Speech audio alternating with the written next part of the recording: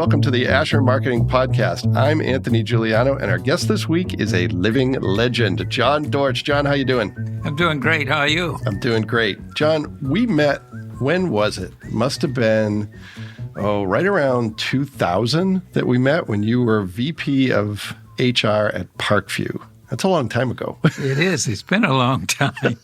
That is true. Well, I remember those were the days when Frank Byrne was president of Parkview and Jim Tobolsky was at Parkview, all off to bigger and better things since then. But I really appreciated you taking me under your wing during that time. I didn't realize how much I didn't know at the time, but I know now how much I didn't know when I first met you. So hopefully that didn't cause you too many problems. No, it didn't. I really enjoy interacting with people, and especially with people like you. You were hungry. And you were passionate about what you were doing. So you were a welcome addition to Parkview. Well, thanks. And, you, when I say you're a living legend, I know we laugh about that, but you've done a lot of amazing things. We're going to talk about that today. You recently authored your third book. You've started multiple companies. And one of the things we'll get into in depth is InkSpot, which is a publication that you are the publisher of, your latest endeavor of many. But let's start with career path. This is a marketing podcast, but I think you've done just about everything somebody could do in their career. So you hit all the bases. And while most of it has been in HR, I know you've done some different things, but let's start with where you grew up and how you ended up in Fort Wayne. Tell us a little bit about that. I grew up in a little town, Camden, Alabama. Very rural, very southern. Dad had a 6th grade education. Mom had an 8th grade education. One of 11 kids. And for whatever reason, the first book I wrote, In My Father's House, These Were the Rules, Dad believed in getting a skill or getting an education. Mm-hmm. So we're all college graduates. Oh, wow. All 11? All 11. Oh, wow. And we're all over the country. Okay. So when I graduated from high school, I was more of a kind of a rebel. Mm-hmm. I stayed out 2 years before I went to college. Mm-hmm. I'm the only one of the 11 that did that.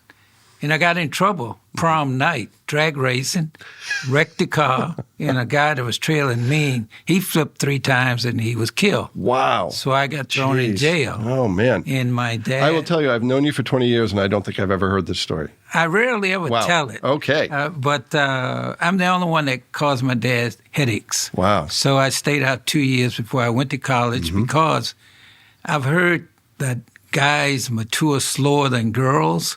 I think I was one of those. I am still living proof of that. So, yes. Wow.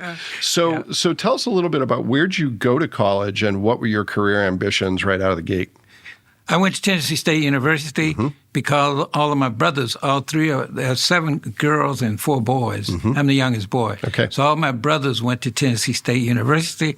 All of them majored in business administration. My major was business administration with the focus on economics and accounting. Okay. Because I thought I was going to be a stockbroker someday. Sure. So Tennessee State University in Nashville, Tennessee. Okay. So when I graduated, I worked 2 years for the Internal Revenue.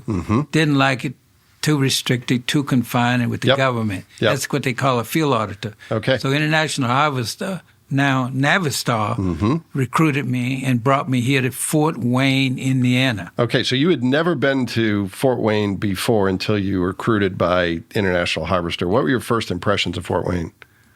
Well, my first impression was that it was rural, it was small town, because I had a job off in Boston, Massachusetts with Gillette Company, and I had one in Lancaster, Pennsylvania with Sperry Rand, which is about 50 miles from Philadelphia. Yep. So I didn't like that. It was too rural. Boston was too big. Yeah. So Fort Wayne was more of my speed. Yeah. But International Harvester did something I have yet to see other companies do.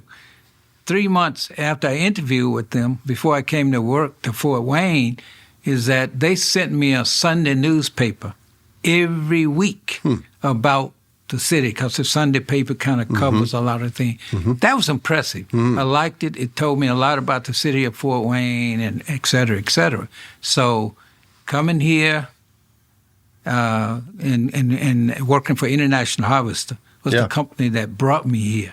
Yeah. And So that's an interesting recruiting tactic, selling you on the city as much as the company. Yeah. That was. Yeah. It was impressive. Yeah. And that's one of the reasons why I ended up here. Yeah. So how long were you at International Harvester, and where'd you go from there? 3 years at International Harvester.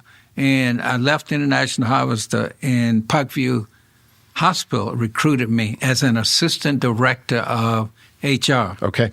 And going to work for Parkview, after I started work, you might not know this, but after 6 weeks on the job, I ended up in ICU. Mm-hmm. I was working 12, 14-hour days, you know.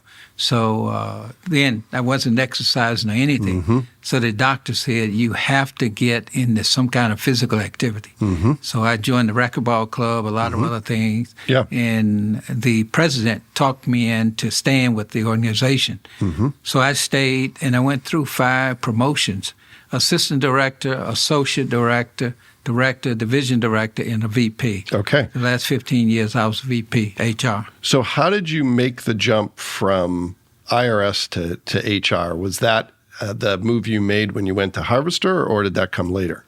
That was the move I made when I went to Harvester. Okay. So let's talk about Parkview at the time you first started working there, because even when you and I worked together there, it was a very different place than it is today.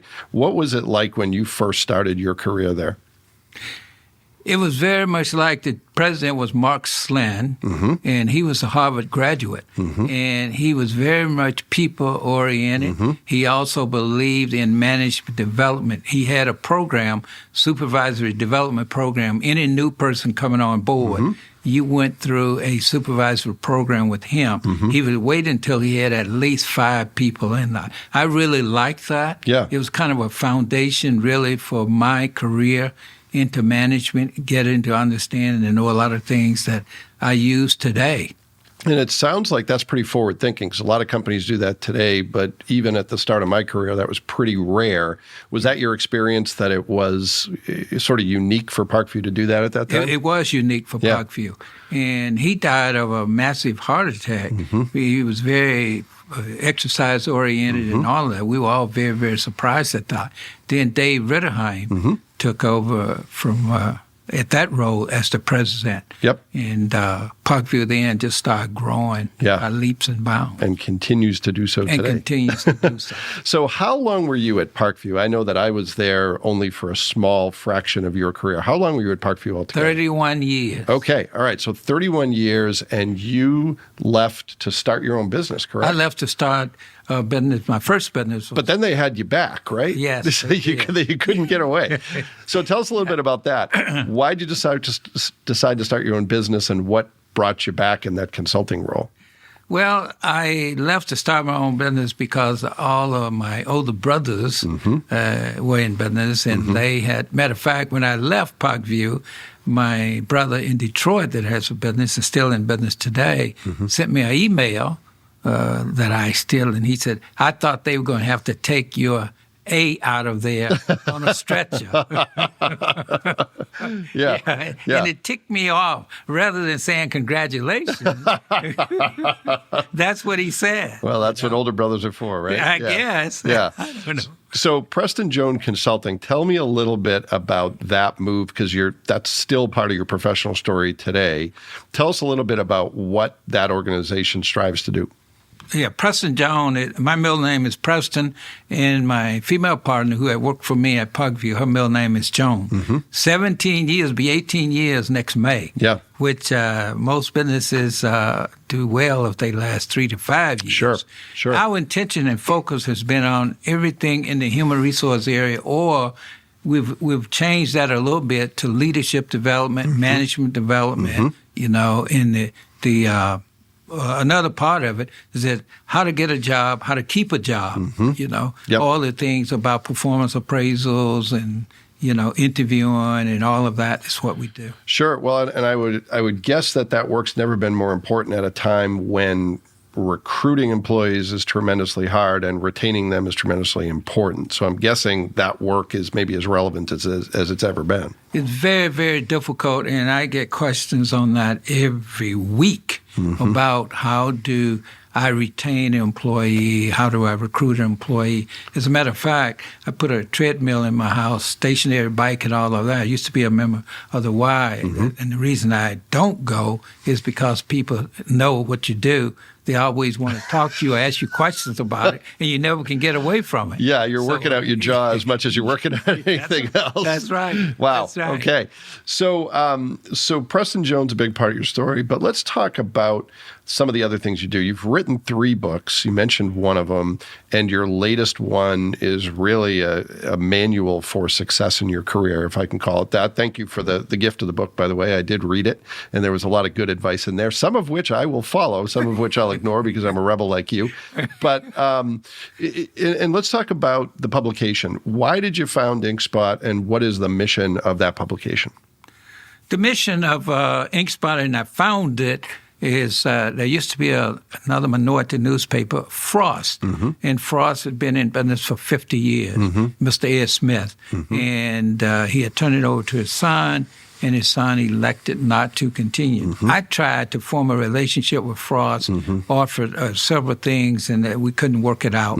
So they went out of business, and 3 years ago, in June 19, 2019, I didn't know anything about the newspaper business. Yeah, I was going to ask what your background was. That I had none. Yeah, okay. Zero. Yeah. But it's been people like you and like John Christian and others that have offered me advice, consulting, and all of that in that arena. So I knew I needed some people to help me. So I have 9 part-time people. I do have a managing editor. I'm on my second managing editor that is managing the paper for me. And I'm still learning. But interesting enough, that paper goes all over the country. I have a client in Toronto, Canada, and 2 people in Toronto subscribe to the paper. Interesting. $50 a year. It's mailed out every other week. Yeah. And I also, one of the things I do with the paper, though, when I started it, there are 4 areas I give 80 papers a month to. The jail. I got an email from the sheriff, and every other week I personally deliver 40 papers to them at no charge. Now, this might sound like an obvious question, but why do you decide to do that? Why do you think that's important?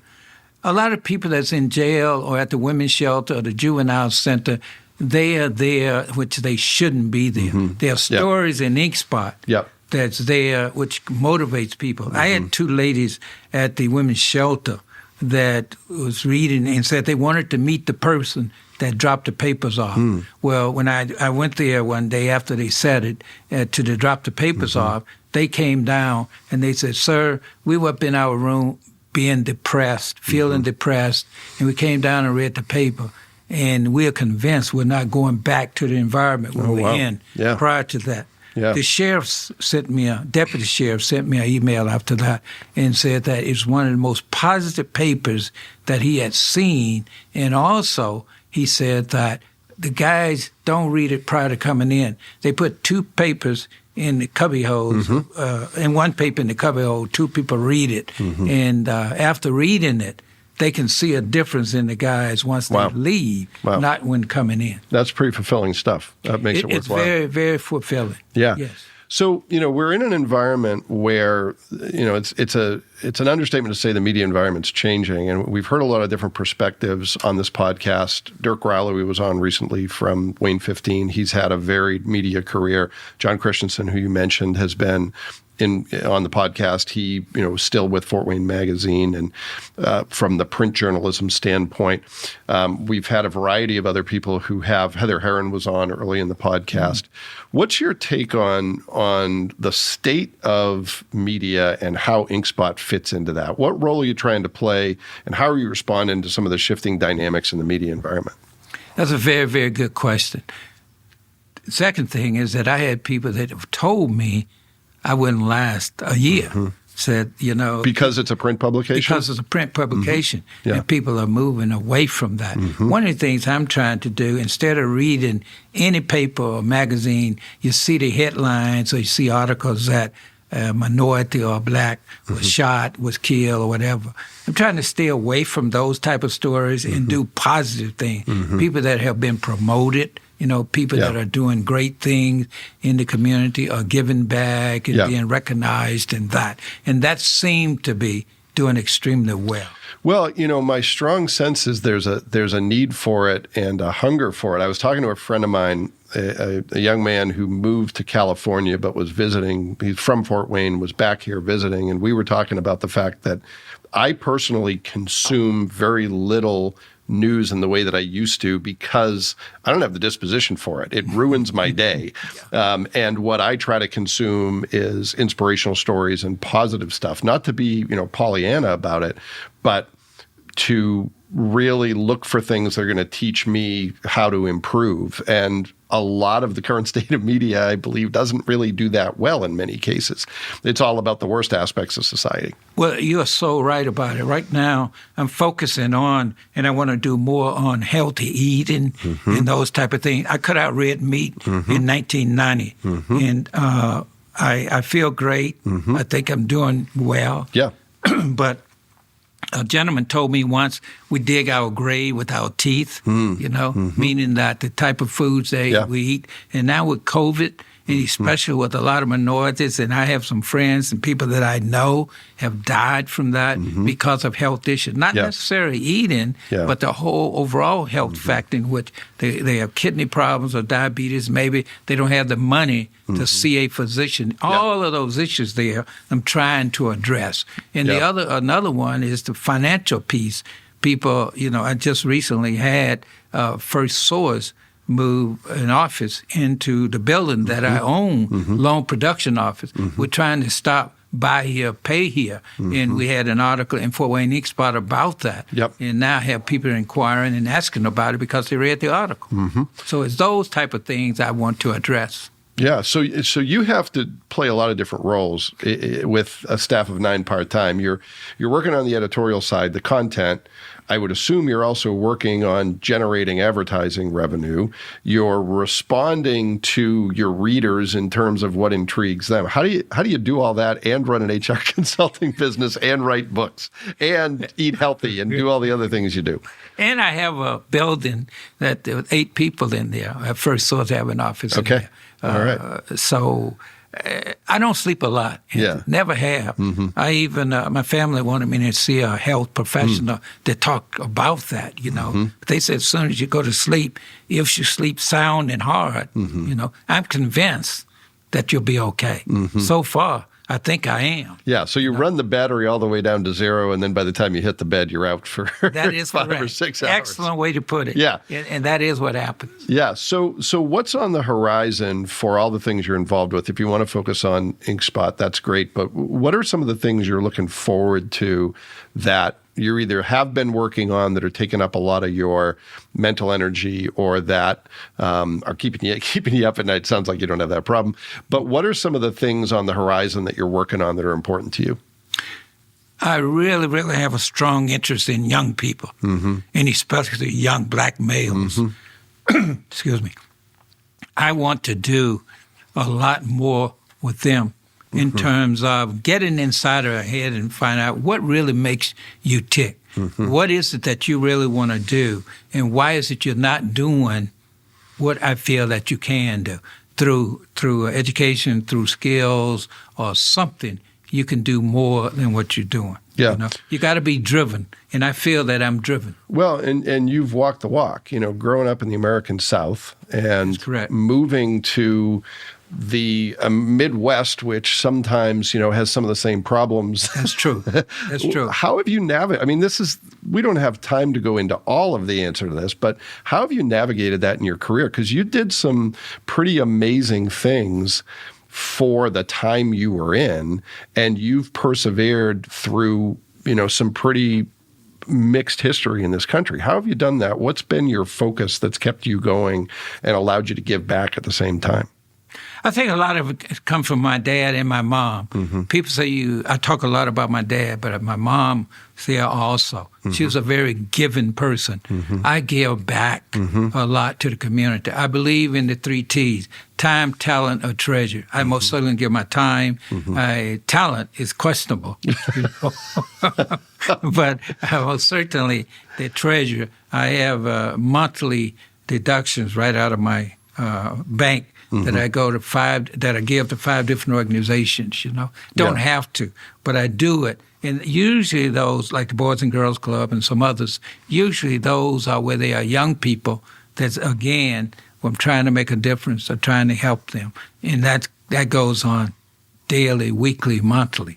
So what are some of the key messages that if you had someone in front of you who you wanted to influence, who you thought, was maybe potentially going to head down a path they shouldn't head down, but who had potential, what might you say to that person in terms of what you've learned that you think is critical to going in the right direction in your future and realizing your potential, not just professionally, but personally?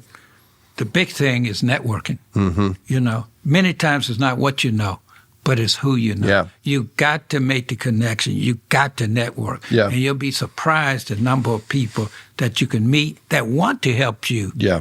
Form relationships. Yep. People that you can trust. Yep. That is what I really talk about all the time. That's the foundation of your success and how well you're going to be. Yeah, well, I can't agree with that more. I've always told people that I have very, very few skills, but I've been very fortunate to be connected to some great people, yourself included. And one of the things that I like most about our story is we've stayed connected. We haven't been in touch every day or even every week or every month, but the universe has allowed us to stay connected over the years, and we're still working together occasionally.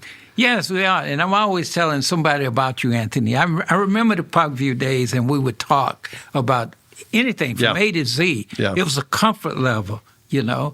You got to be comfortable, and that you feel you can talk about anything. Well, and I think when you talk about relationships, it's realizing that it's, I think a lot of times we get focused on what can this person do for me, and sometimes that's appropriate, but it's not linear, right? That's correct. If I build a relationship with you and you build a relationship with me, we have an example of it. You and I are going to be working together in a few weeks, and someone came to me who was looking to solve a problem. You were the first person I thought of by far, and this is someone you didn't yet know. So now you have the opportunity to build a relationship with people you don't know, just as you've been very generous with me over the years and opening those doors for me.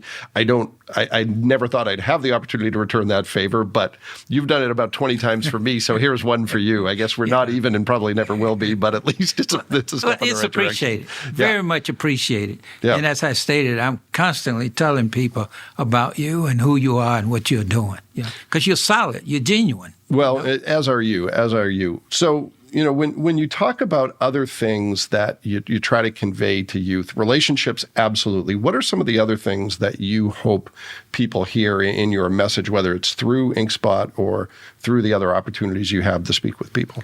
Well, it's another factor of the trust factor. You gotta be able to trust the person, and then I go into all what the things are that involve when we're talking about trust. Another one is that the driven. You got to be driven. Nobody's going to give you anything.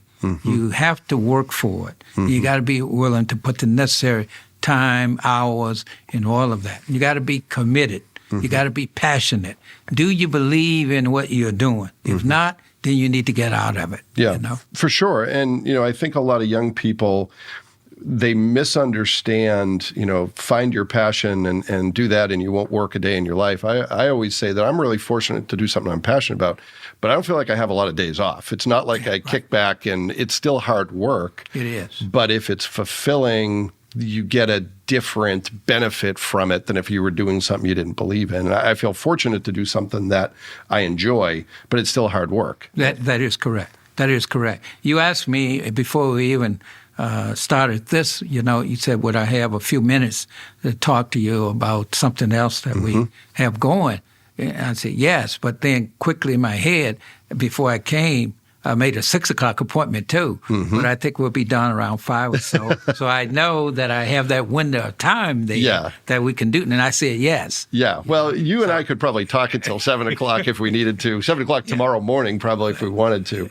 But I want to close with a few quick questions. I think you've already answered one of them, but I want to give you a chance to add something to it. One of the things I always ask the guests on this podcast about is what they've learned about success in a career through their own career path. You mentioned relationships and trust. Is there anything else you would add to that you think, from putting on your HR hat for a second, anything people should know about building a successful career? What's the key to fulfillment or success in your professional life? Don't give up. Mm-hmm. It's not easy. Mm-hmm. There are going to be challenges. Mm-hmm. You're going to make mistakes. Mm-hmm. Sometimes you're going to have some failures, but turn those into being successful. Yeah, I've had all of those.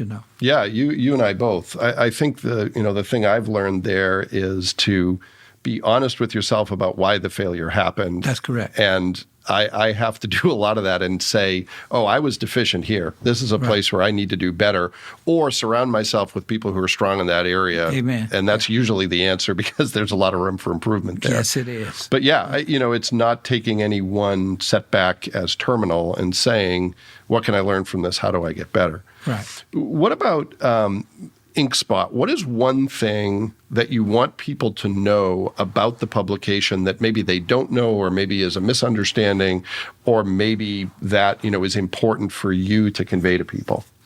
I touched on it briefly about the ones that I give away free on a monthly basis, at least 400 to places that they probably wouldn't subscribe, or there was people that are confined through no fault of their own. Yeah.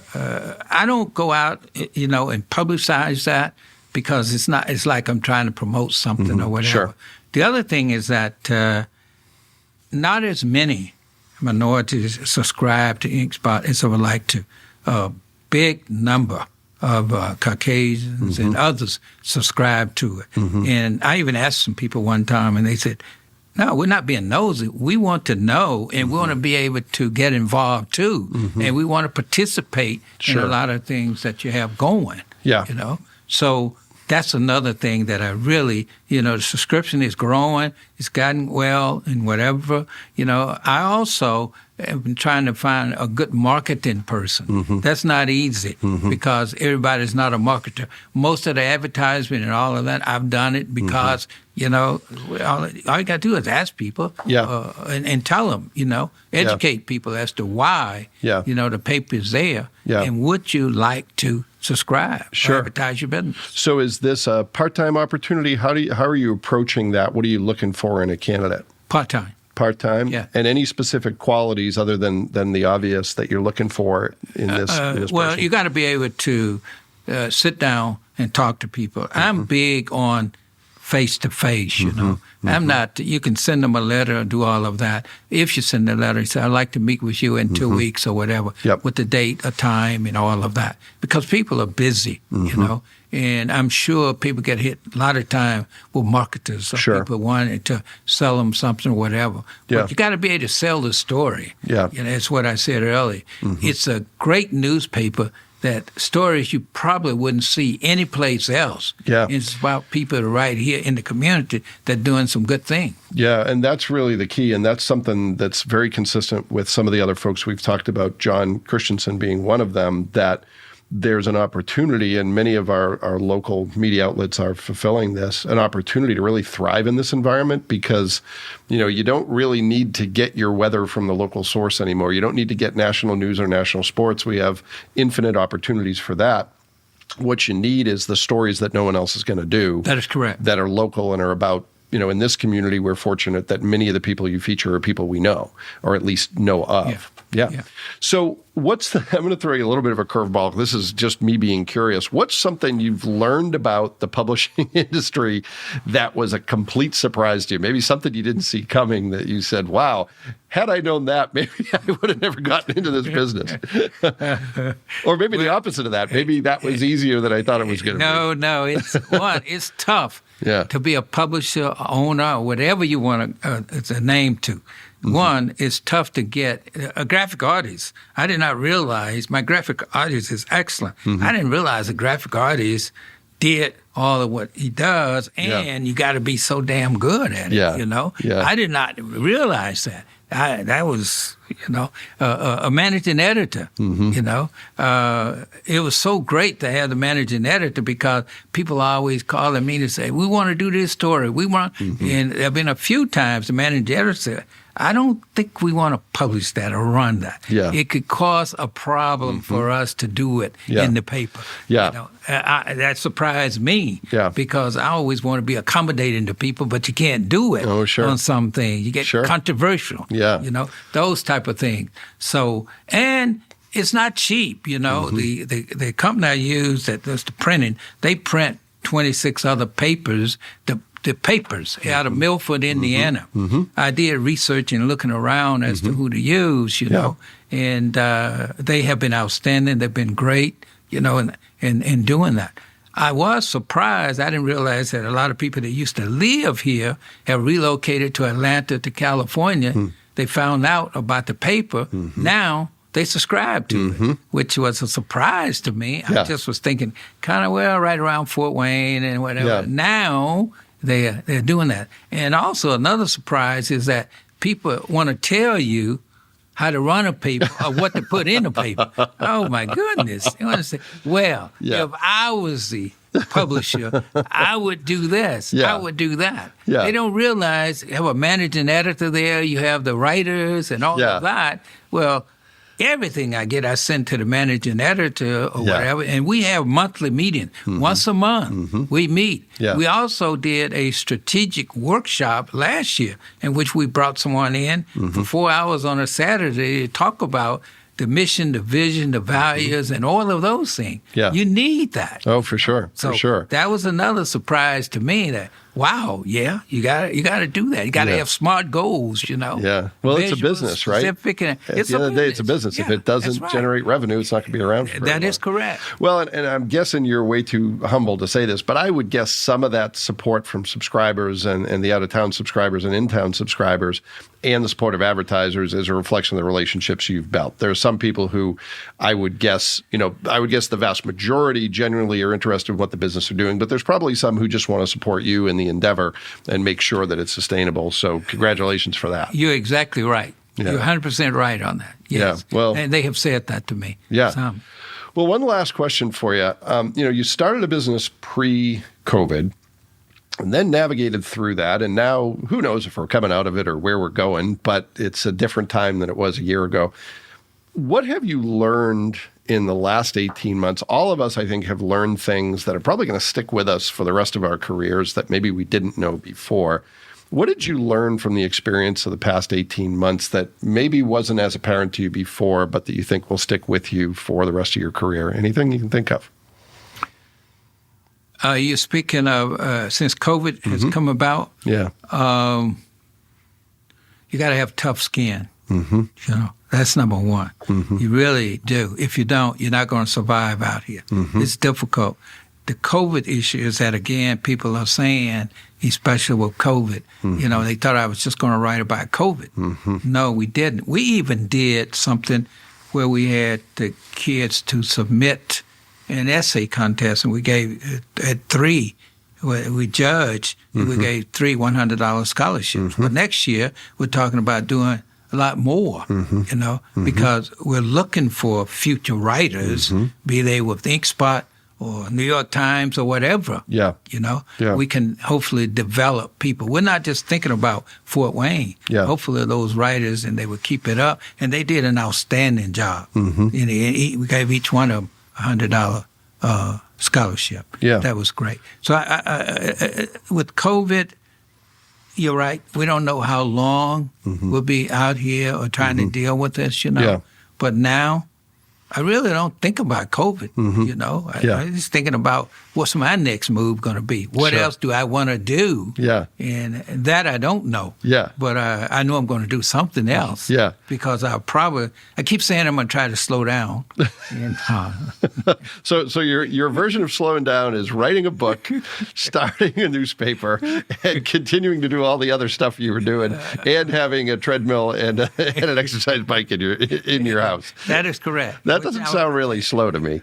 Well, you got to have that because everything I read about staying healthy, and I know, Anthony, I think you run or you do some other things. So I would, but I've had 3 surgeries in my left eye. I lost 25% vision, so they banned me from jogging and that. In any contact sport, I can't do that. Yeah. But I can ride my treadmill. I can walk and do all of that. Well, it's all, I mean, I am no expert and certainly have a lot of improvement to do, but it's just about movement. It's just about, You're right. I spend most of my day sitting on my butt in front of a computer, and when I'm not locked in on a project, I try to do something else just to keep, the all the joints well oiled and make sure that, my health is sustainable as I can make it. But I could learn a lot from you and learn a lot from others about how to keep that going. Yeah, and that's what I do. I talk to people all the time, and I'd like to know from people, what is that makes you tick? Yeah. Yeah. And sometimes I think I can learn something. Yeah, yeah. We all can learn from each other for sure. And John, I want to genuinely thank you. I've learned a lot. I've learned even things I didn't know from having you on the podcast, but genuinely appreciate the relationship and all the things I've learned from you over the years. So thanks. Thank you. I appreciate the opportunity. And John, if people want to learn more about InkSpot, where can they find more information? Well, we have a website, and it's right in the paper. A lot of people do go directly there to the website, and they email. Our email is there. Our phone number is there, all of that. So they most certainly can find about it. Excellent. All right. Well, thanks again, and thanks to everyone who took the opportunity to listen to this week's episode. We'll be back next week with another great guest, and we hope you'll join us then. Thank you.